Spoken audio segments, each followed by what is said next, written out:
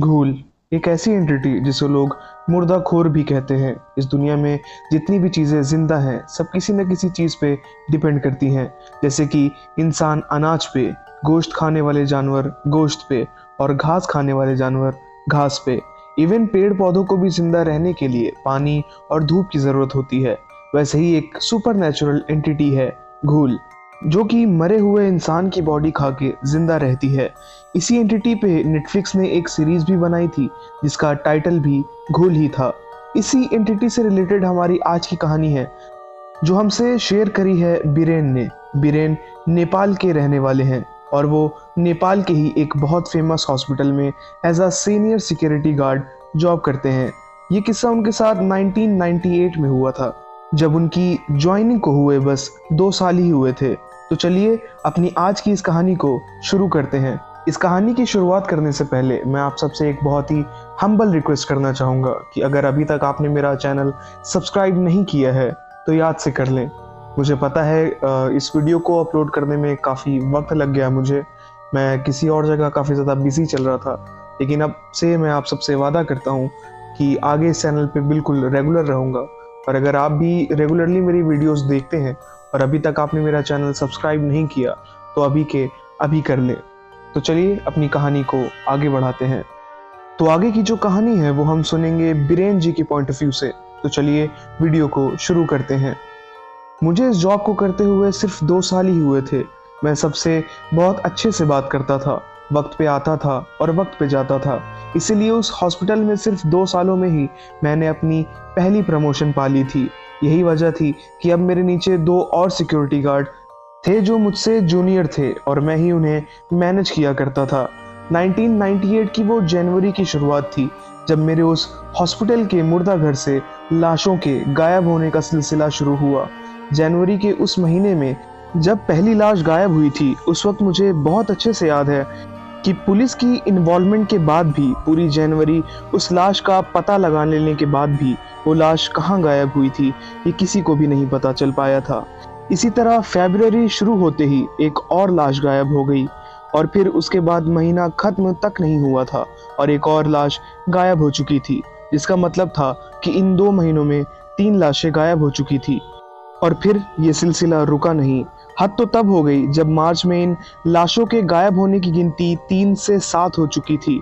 तकरीबन 25 सालों से चल रहे उस हॉस्पिटल की रेपुटेशन अब धीरे धीरे गिरती चली जा रही थी। पुलिस के साथ साथ कई सारी प्राइवेट एजेंसीज को भी इस केस पे लगा देने के बाद भी ये लाशें कहाँ जा रही हैं ये किसी को भी पता नहीं चल पा रहा था। मार्च के एंड वीक में उस हॉस्पिटल के मालिक ने मुझसे और मेरे नीचे जो 2 सिक्योरिटी गार्ड थे हमसे मिलने उन्होंने हमें अपने केबिन में बुलाया और हमसे बहुत देर तक पूछताछ करने के बाद हमसे कहा कि आज से बीरेन यानी कि मेरी और उन दोनों जूनियर्स में से किसी एक की जॉब अब सिर्फ उस मुर्दा घर में ही रहेगी और हमारा काम 24 घंटे उस मुर्दा घर की निगरानी रहेगी। मतलब कि 12 घंटे की शिफ्ट मेरी और मेरे साथ जो भी होता 12 घंटे की शिफ्ट उसकी। जब ये बात हम तीनों के कानों तक पहुंची तो हम बहुत ज़्यादा परेशान हो चुके थे, क्योंकि मुर्दा घर जैसी जगह पे अकेले कौन ही रहना चाहेगा। लेकिन अब बात यहाँ पे हमारी नौकरी की थी तो हमें मजबूरन हामी भरनी पड़ी। ये तो तय था कि मुर्दा घर में मुझे तो किसी न किसी वक्त रहना ही है। दिक्कत तो ये थी कि उन 2 जूनियर्स में से कौन तैयार होता है मेरे साथ उस मुर्दा घर की निगरानी करने के लिए। उन दोनों में से एक लड़का जिसका नाम शोजो था, उसने मुझसे कहा कि सर मैं आपके साथ ये काम कर सकता हूँ। मैंने उससे कहा, अरे वाह, इतना मुश्किल फैसला तुमने इतनी जल्दी कैसे ले लिया? तो उसने कहा, सर मैं तैयार तो हूँ, लेकिन मेरी शर्त सिर्फ इतनी है कि मैं दिन के 12 घंटे निगरानी किया करूँगा। मैं रात में हरगिज उस मुर्दा घर में नहीं रुकूंगा। अब क्योंकि दूसरा जूनियर तो किसी भी कंडीशन में तैयार नहीं हो रहा था तो मैंने शोजो से कहा कि ठीक है, मैं रात में यहाँ निगरानी कर लिया करूँगा, तुम दिन में देख लिया करना। उसने कहा ठीक है और फिर हमारा मुर्दा घर में रहने का सिलसिला शुरू हो गया। तीसरा जो जूनियर था उसका काम पहले जैसा ही था, सिर्फ गेट पे बैठना। इस तरह से हमने बड़ी मुश्किलों से अपना अपना काम फाइनल कर लिया था। हमारे उस मुर्दा घर में लगातार निगरानी करने के बाद अब कोई भी लाश गायब नहीं हो रही थी और हमें लगने लगा था कि अब सब कुछ नॉर्मल हो गया है। लेकिन फिर 15 अप्रैल ये वो दिन था जिसने सब कुछ बदल कर रख दिया। उस दिन मैं दोपहर के करीब अपने घर पे सोया हुआ था, क्योंकि इस वक्त शोजो उस मुर्दा घर में ड्यूटी दे रहा था। तभी मुझे मेरे दरवाजे पे एक जोरदार नॉक करने की आवाज़ आई। जब मैंने दरवाज़ा खोला तो देखा कि हमारा तीसरा जूनियर दरवाजे के बाहर खड़ा था। वो बुरी तरह से हाफ रहा था, जैसे कि वो हॉस्पिटल से भागता हुआ ही सीधा मेरे घर आया हो। उसके चेहरे पे एक अजीब सा एक्सप्रेशन था। वो डरा हुआ भी था, घबराया हुआ भी था और वो साथ में रोए भी जा रहा था। उसने मुझसे कहा कि बीरेन भाई, आप तुरंत हॉस्पिटल चलिए, वहाँ कुछ हुआ है। मैंने पूछा क्या? तो उसने कहा, मैं आपको अभी कुछ नहीं बता सकता, बस मेरे साथ तुरंत हॉस्पिटल चलिए। मैंने जल्दी से अपना ज़रूरी सामान लिया और हॉस्पिटल के लिए निकल गया। जब मैं हॉस्पिटल पहुंचा तो पता चला कि उस हॉस्पिटल के उस मुर्दा घर में कुछ तो हुआ है। जब मैं भागते हुए मुर्दा घर तक पहुंचा तो मैंने देखा कि उस मुर्दा घर के गेट पे ही शोजो की लाश पड़ी हुई है। उसे देख के ही ये लग रहा था जैसे उसे हार्ट अटैक आया हो। उसके इर्द गिर्द बहुत सारे डॉक्टर्स और लोग मौजूद थे। उसके अलावा जो मैंने एक चीज़ और देखी वो ये थी कि उस मुर्दा घर के अंदर एक स्ट्रेचर से एक लाश नीचे गिर के बहुत दूर पड़ी हुई थी। अब जो अजीब बात थी वो ये थी कि वो लाश उस स्ट्रेचर से इतनी दूर पहुंची कैसे। खैर, पुलिस की जांच के बाद और शोजो के पोस्टमार्टम रिपोर्ट के बाद पुलिस वालों ने ये बताया कि वो लाशें दरअसल कोई और नहीं बल्कि शोजो ही चोरी किया करता था। इस बार जब वो लाश को उस स्ट्रेचर से उतार के उस मुर्दा घर से बाहर निकाल रहा था, तब उसने देखा कि वो जो लाश है वो एक एक्सीडेंटल बॉडी है जो कि बुरी तरह से डैमेज थी, जिसे देख के शोजो बहुत डर गया और उसे हार्ट अटैक आ गया। पुलिस ने यह भी बताया कि मुर्दा घर के कोने में जो खिड़की है, शोजो वहीं से लाशों को वहां से बाहर ले जाया करता था। उस खिड़की से लाशों का बाहर ले जाना ऐसे प्रूव हुआ कि वो जो लाश स्ट्रेचर से नीचे गिरी थी उसमें से खून निकल रहा था और उस खून से उस लाश के घसीटने के निशान भी पुलिस वालों को उस मुर्दा घर से मिले थे। जो अजीब चीज़ थी वो ये थी कि उस लाश को मैंने खुद देखा था और उस लाश की गर्दन पे एक बहुत बड़ा निशान था, जैसे कि किसी जंगली जानवर ने उसे वहां उसकी गर्दन से अपने दांतों से पकड़ के खींचा हो। लेकिन इस बात को पुलिस वालों ने बिल्कुल इग्नोर कर दिया। शायद उन्हें उस मिस्ट्री को सुलझाने की कुछ ज़्यादा ही जल्दी थी। शोजो की मौत की उस रात भी मुझे उस मुर्दा घर में ड्यूटी देनी थी। रात होते ही मैं उस मुर्दा घर में पहुंचा। मेरा मन बहुत उदास था क्योंकि शोजो अब इस दुनिया में नहीं था और मुझे बिल्कुल भी इस बात पे यकीन नहीं था कि शोजो ही मुर्दे चुराता था, और उसका यूं हार्ट अटैक से मरना भी मेरे समझ में नहीं आ रहा था, क्योंकि शोजो की उम्र उस वक्त बहुत ज़्यादा कम थी और शोजो डरपोक बिल्कुल भी नहीं था। यही बात मेरे मन में बार बार खटक रही थी कि वो सिर्फ एक लाश को देख के कैसे मर सकता है। ये सारे सवाल मुझे अंदर ही अंदर बहुत परेशान कर रहे थे। यही सारी चीज़ें सोचते सोचते रात के 2 बज चुके थे कि तभी मैंने उस मुर्दा घर में बनी हुई इकलौती खिड़की के खुलने की आवाज़ सुनी। मैंने जैसे ही उधर नज़र घुमाई तो मुझे वहाँ कोई भी नहीं दिखाई दिया। मुझे लगा शायद ये तेज़ हवा की वजह से हुआ होगा और मैंने उस खिड़की को खुला ही छोड़ दिया और अपनी जगह आके दोबारा बैठ गया। उसके बाद लगातार ऐसी आवाज़ें मेरे कान तक आती रहीं जैसे कोई बाहर पैदल चल रहा हो। मेरे कई बार चेक करने के बाद भी मुझे बाहर कोई भी नज़र नहीं आया।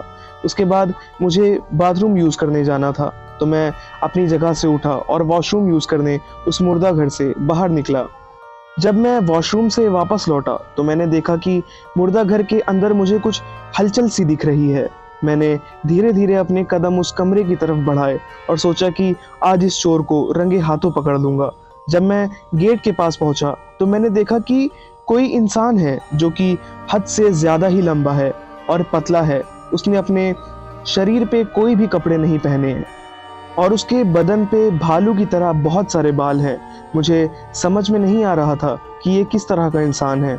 उसने अपने मुंह से एक लाश की गर्दन को पकड़ा हुआ था और वो उसे स्ट्रेचर से नीचे घसीट रहा था। जब मैं ये सब देख रहा था तो मैं इतना डर चुका था कि मेरी पूरी बॉडी बुरी तरह से कांप रही थी। फिर वो जो भी चीज़ थी उसने अचानक से अपनी आंखें मेरी तरफ की और अपना चेहरा मेरी तरफ करके मुझे घूरने लगा। उसकी आंखें ऐसी थी जैसे किसी बिल्ली की या कुत्ते की होती हैं जो कि रात में चमकती हैं। उसकी आंखें उस वक्त भी वैसे ही चमक रही थी उसके दांत इतने बड़े और नुकीले थे जैसे कि किसी ने उसके मुंह में बहुत सारे कांच के नुकीले से टुकड़े लगा दिए हों, और वो दिखने में इतना खौफनाक था कि मैंने सोचा अगर मैं यहाँ से न बच के भागा तो शायद मेरी भी मौत शोजो की तरह यहीं हो जाएगी। तभी मैंने वहाँ से उल्टे पैर भागना शुरू कर दिया। अजीब बात ये थी कि वो जो भी चीज़ थी वो मेरे पीछे आई ही नहीं।